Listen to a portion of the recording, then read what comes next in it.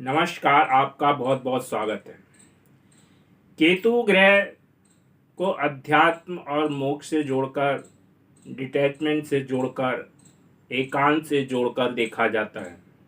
लेकिन केतु ये सब तो है, लेकिन केतु एक ऐसा प्लैनेट भी है जो अपनी दशा और अंतर्दशा में आदमी को धनवान बना देता है, आदमी को राजयोग देता है और इतनी ऊंचाइयों पे ले जाता है कि वह अपने क्षेत्र में झंडा गाड़ देता है।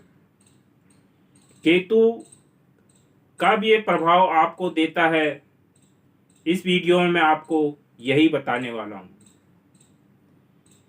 केतु कब आपको धनवान बनाएगा, कब राजयोग देगा, इसके लिए केतु को जानना बहुत जरूरी है।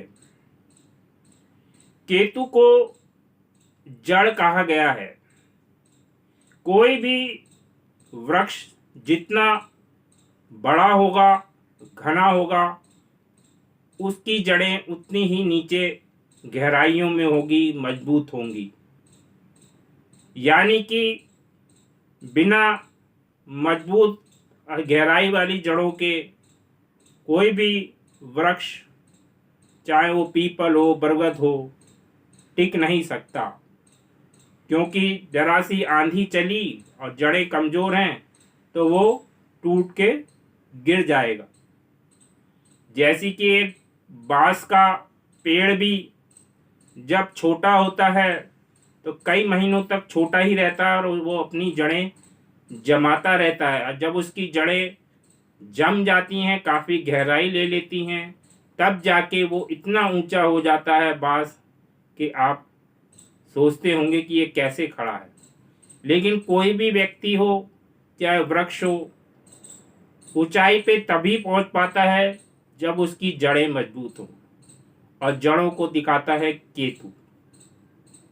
यानी कि जो व्यक्ति आपको बहुत ऊंचाई पे दिख रहा है, टॉप पे दिख रहा है, तो उसकी जड़ें निश्चित ही काफ़ी गहरी और मजबूत होंगी।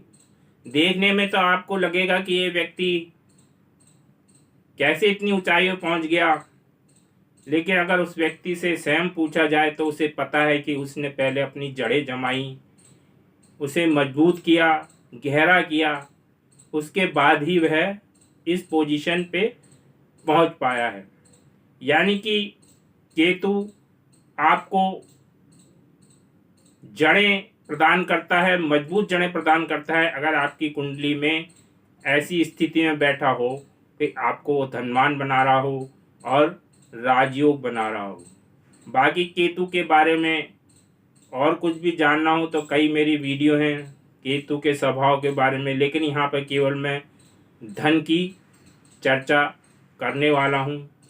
इस वीडियो में मैं केवल धन कैसे आपको प्रदान करेगा केतु, उसके बारे में ही बताऊंगा।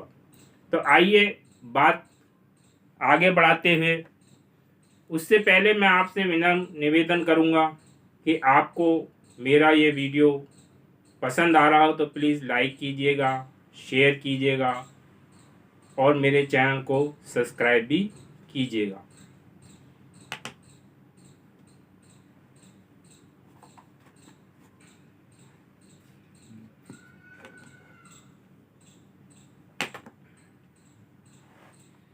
देखिए, कुंडली कुछ इस प्रकार से होती है जिसमें कि 12 भाव होते हैं, ठीक है। उसमें से इस भाव को धन भाव कहते हैं, ये भाव लाभ भाव कहलाता है, और ये भाव लक्ष्मी त्रिकोण पंचम, और ये भी लक्ष्मी त्रिकोण कहलाता है नव। यानी कि धन के जो मेन भाव हैं वो दूसरा भाव और 11वां भाव और 5वां और 9वां है। ये मेन धन के भाव हैं। तो सर्वप्रथम तो यहाँ पर केतु की प्रेजेंटेंस जरूरी है। यहाँ पर केतु होना चाहिए आपका, ठीक है ना, या यहाँ होना चाहिए, या यहाँ होना चाहिए, या यहाँ होना चाहिए, क्योंकि ये धन भाव हैं। और केतु के बारे में कहा जाता है कि वे जिस भाव में बैठ जाता है उस भाव के स्वामी ले लेता है, यानी कि उसका स्वामी बन जाता है, उसके स्वामी के अनुसार फल देता है। तो सर्वप्रथम जब ये धन से रिलेटेड भाव में बैठ गया तो उसका स्वामित्व तो इसने अपने आप ही ले लिया। लेकिन इस भाव के अपने स्वामी भी होंगे जो कुंडली के अनुसार आपको मिले होंगे। सपोज मान लो आपकी यहाँ पे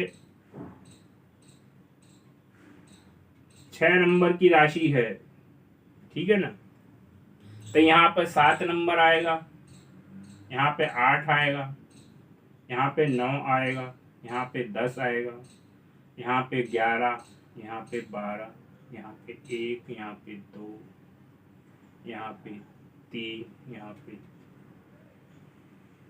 4, और यहाँ 1 2 3 4 और यहाँ पे 5। यानी कि आपकी मान लो कन्या लगन की कुंडली है तो उसमें जो स्वामी बनता है वो शुक्र बनता है। और केतु यहाँ बैठा है तो केतु ने तो उसके रूप धर ही लिया है। उसके अलावा आपका स्वामी कौन सा हुआ, इसका शुक्र हुआ। सपोज शुक्र यहीं बैठा हो यानी कि स्वराशि का हो, ठीक है। यहाँ पे 10 नंबर राशि है, मान लो यहाँ पर शनि हुआ तो यहाँ पर मान लो शनि ही बैठा हो। और यहाँ पे 2 नंबर है, शुक्र बैठा हो। यहाँ पे 4 नंबर है, चंद्रमा बैठा हो।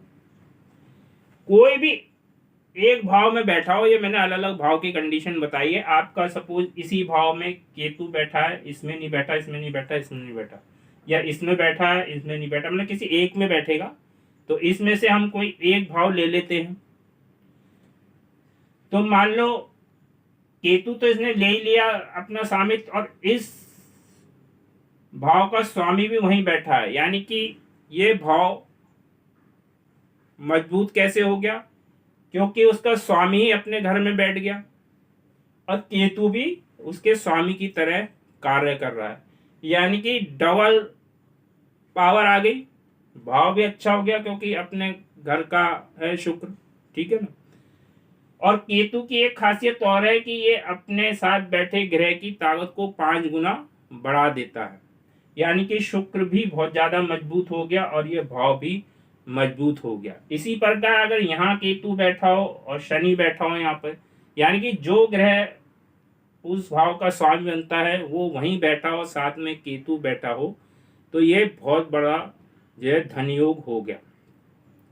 और इस धन योग में 4 चांद लगाने के लिए अगर गुरु भी आ जाएं, यानी कि अगर आप खरबपतियों की कुंडली देखें, अरबपतियों की कुंडली देखें, तो उसमें एक ग्रह और एंटर हो जाए, मान लो गुरु और एंटर हो जाए, यानी कि गुरु साथ में चाहे बैठा हो ना बैठा हो, गुरु की 5वीं और 9वीं दृष्टि पड़नी चाहिए। 7वीं दृष्टि इसलिए नहीं कह रहा हूं कि 7वीं दृष्टि पड़ेगी तो गुरु राहु के साथ आ जाएगा, ठीक है। तो केवल 5वीं और 9वीं दृष्टि की बात कर रहे हैं।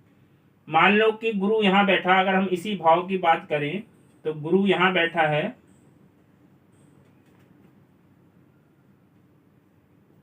तो गुरु की पहली, दूसरी, तीसरी, चौथी, 5वीं दृष्टि यहाँ पर पड़ने वाली है। यानी कि एक तो ये भाव मजबूत, क्योंकि भाव का स्वामी वहां बैठा है, केतु ने भी उसके स्वामित्व का फल ले लिया, उसके बल को बढ़ा रहा। ऊपर से गुरु जो धन का कारक ग्रह है वो भी उस पर दृष्टि दे रहा है। तो ऐसे में निश्चित ही ये व्यक्ति केतु की महादशा अंतर्दशा में ऊंचाइयां प्राप्त करेगा और अपने क्षेत्र में झंडे गाड़ देगा। इसी प्रकार यहाँ भी आप देख सकते हैं, अगर मान लो गुरु यहाँ बैठा हो और शनि केतु यहाँ हो तो गुरु की 5वीं, ठीक है। अगर आपको 9वीं लेनी है तो गुरु को यहाँ बैठा दीजिए। गुरु अगर यहाँ बैठा है तो गुरु की 9वीं दृष्टि, यानी कि कुल मिला के इसका नियम ये है कि केतु धन भाव में बैठा हो, यानी कि दूसरे, 11वें, 5वें, 9वें बैठे हो, और उस भाव का जो ओरिजिनल स्वामी है आपकी कुंडली के अनुसार वो भी वहां बैठा हो, स्वराशि का बैठा हो। तो ये भी सफिशियंट है, लेकिन उसके अलावा अगर गुरु की 5वीं और 9वीं दृष्टि भी उस पर पड़ जाती है तो ये अथाह धन का योग बन जाता है। केतु इस समय इसको धनवान बनाने में कोई कसर नहीं छोड़ेगा। लेकिन एक चीज है जो मैं थोड़ा समझाना चाहूँगा कि आप ये कुंडली में देखें और सीधे धनवान कहें कि ये तो धनवान नहीं है इतना जितना कहा गया, लेकिन धनवान तो होगा।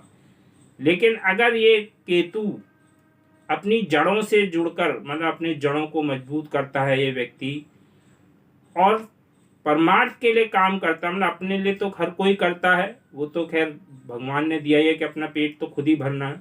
लेकिन अगर ये परमार्थ के लिए, राजनीति में अगर दूसरों के लिए कार्य करता है तो ये समझिए कि ये तो फिर बहुत ही सुपर हो जाता है।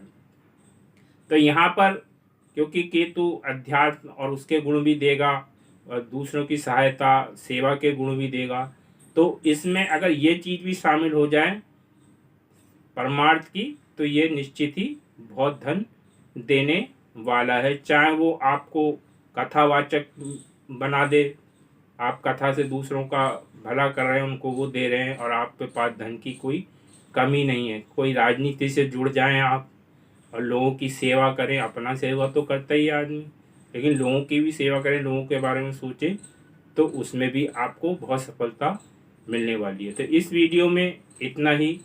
धन्यवाद।